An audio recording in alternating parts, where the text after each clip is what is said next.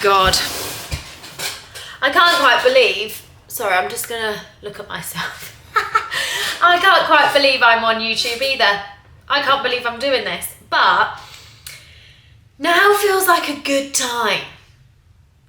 And I feel like the best thing for me to do is to kick off with a Q&A. Because I've obviously done it on Instagram and I've got a fair few questions, and I will answer them on Instagram as well, but I feel like it's a good idea to put them all into one video. Maybe just as a way to get me back on this thing. Interestingly, you guys would know me solely around like getting your period back, whereas what I've found is there's been like a bit of a shift with everyone on Instagram that still period is such a big thing, but also like mainly recovering from like relative energy deficiency, which is probably the reason why a lot of us have lost our periods in the first place, and also like disordered sort of eating. So let's go. Is 3,000 calories too much to eat during relative energy deficiency syndrome? I don't know. So you've got to think everything is relative. Everything is sort of like, is so personalized and so different for every person. Guys, I'm just going to stop myself because I'm really worried I've got some granola in my teeth. Let's just hope I don't, and we'll just carry on. Otherwise I keep getting distracted and I'll never do this. 3,000 calories. How much energy we need throughout the day is so dependent on so many things. And this is why Rena McGregor isn't always a huge fan of tracking calories. And she would say like, you know, like some days we do need more, some days we are more hungry. Where we are in our cycle will depend on how much nutrients we need, what we did yesterday, what we're doing today. There's how much sleep we had. There's so many things that will depend on how much fuel we require. There's also like 3,000 calories for someone that's like really active but also has a huge muscle mass isn't actually that much food.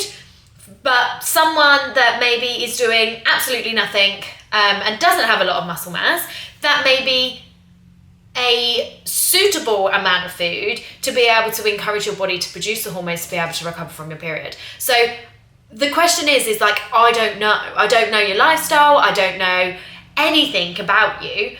And also like energy requirements is, like I said, it's like so relative and so subjective.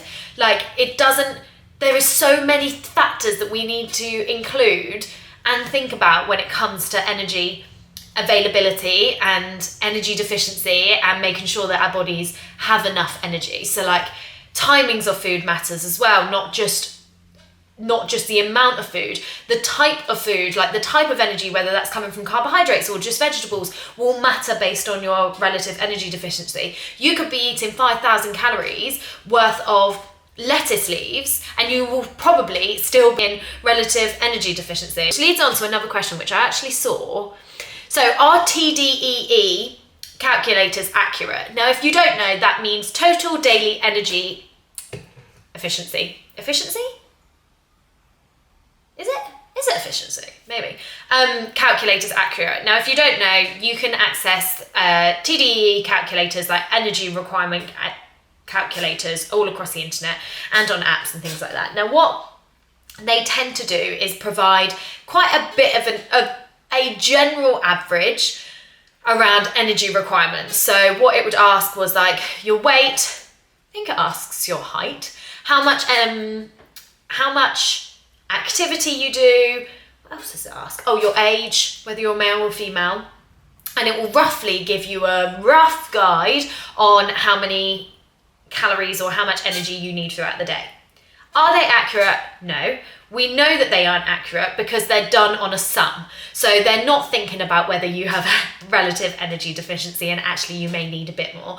They're only looking at total calories. They're not really factoring in how much muscle mass we have or how much bone density we have or where we're at in our cycle or how much sleep we had, or you know. And it's also, if you think, it asks you about on average, like roughly how much activity you do. So for example, for a relative active person, I think you'd do like 1.5 or something. Well, that's just really generalized and just really average. There's nothing specific about that. And also it's based on like perception. So I might think that I don't do a lot of exercise now compared to what maybe I did a few years ago. So I put in and go, actually I'm only on 1.2. But according to the calculator, actually I would probably be around like a 1.7, and actually I do a lot. So it's all, again, subjective and relative. And I think taking calculators like this and focusing a lot around like calories and energy, like how much we're about to consume, especially when it comes to relative energy deficiency and getting our periods back, is somewhat unhelpful, because we need to look at like the bigger picture. Especially if you come from like a disordered eating background or like a tracking background, how is focusing on the amount of calories that's going into your body gonna be helpful to get you that freedom? I'm gonna argue potentially not. If you come from a background of like really religious tracking, you probably just need a break and go live your life, and that's what's going to enable your body to just relax and chill out, and you need to go enjoy the cake without worrying how many calories are in it, and that's what's going to get your body to a state of safety. Whereas I remember Rini always saying to me, because I did have this conversation with her when I first started recovering, I said, Rini, how many calories do you think I need? And she was like, well, I don't know, because what happens if I say, right, okay, because so if you are in this world and you're recovering, you've probably heard like a blanket statement around 2,500 calories is what a woman needs. That's from the book No Period, Now What? Now, the problem Rini had with that, and now obviously I have the problem with that, is what happens if you want more? Some people's bodies do need more, but we've decided, this book has said 2,500 calories, but actually today I'm starving. Today, actually my body's working really hard to recover. Today, actually, I did a longer walk than usual and I'm starving, or today I'm just hungry. But actually I've already hit those 2,500 calories, so I can't have any more.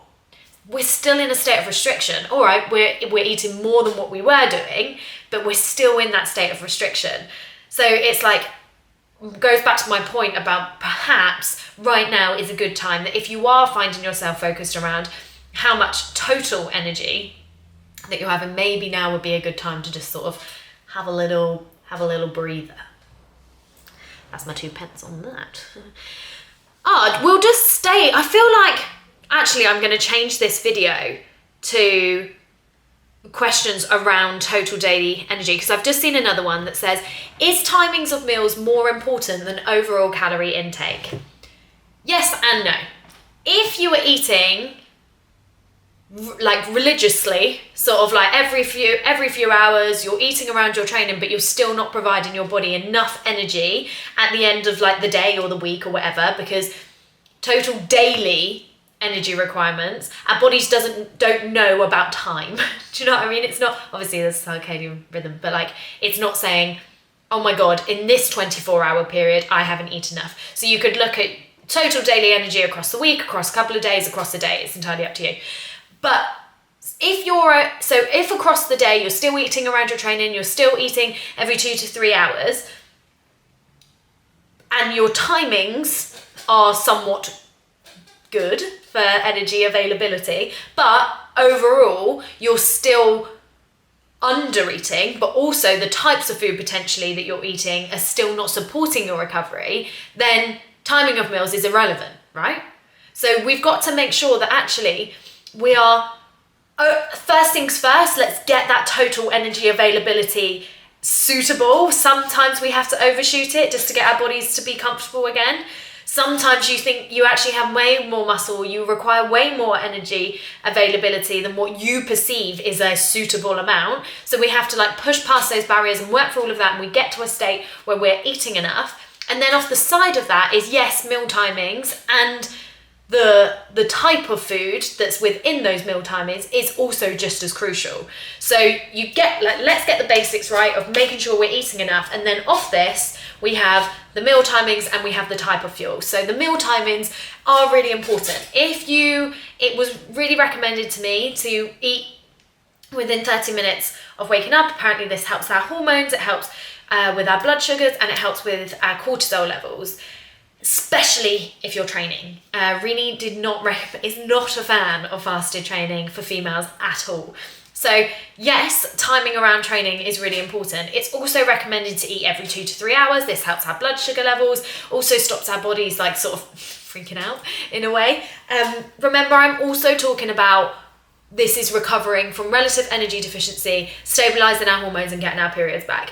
So I don't want people to go, can you tell I'm a bit nervous about going on to YouTube? Because I feel like I'm justifying a lot of it. Some people can go a few more hours, but this is specifically what I'm talking about and what was recommended to me and what seems to be a very blanket suggestion. Eating every 2 to 3 hours, not training fasted, eating within 30 minutes of waking up, and spacing out your meals throughout the day and not going too long of a time having not eaten. So in answer to that question, meal times is not more important than your calorie intake, but it is just as important when helping to recover and support our body's hormones. We want to be looking at making sure we're fueling enough and also making sure we're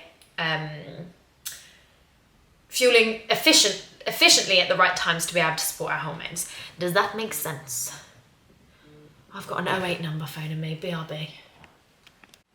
Don't even know who that is. Okay, I'm going to do one more question that isn't quite related to energy availability, but I'm just going to leave it there on that because I felt like that was a good flow, wasn't it? That was good chat. But I'm just going to answer one more because it does sort of relate back to the energy availability. So one person said, how long did you get ghost periods for? I feel like I've had them for ages. Now, if you don't know, a ghost period is when you get sort of all of the period symptoms and you feel like, oh my God, this is it, I'm gonna have a period. And then you have like all the sore boobs, the period pains and everything, and then like nothing.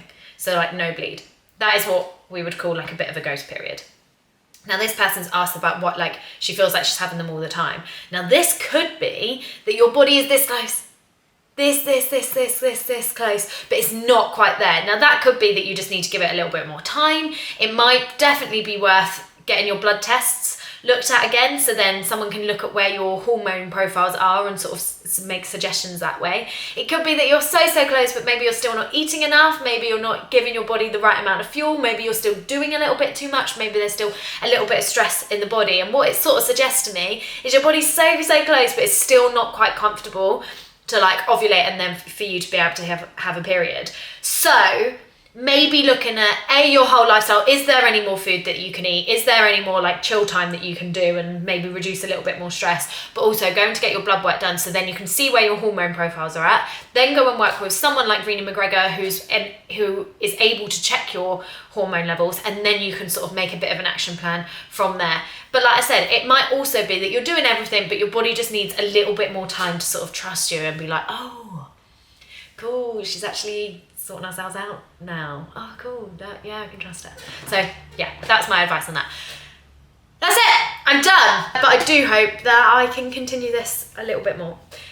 So I'm going to leave it there. Bye.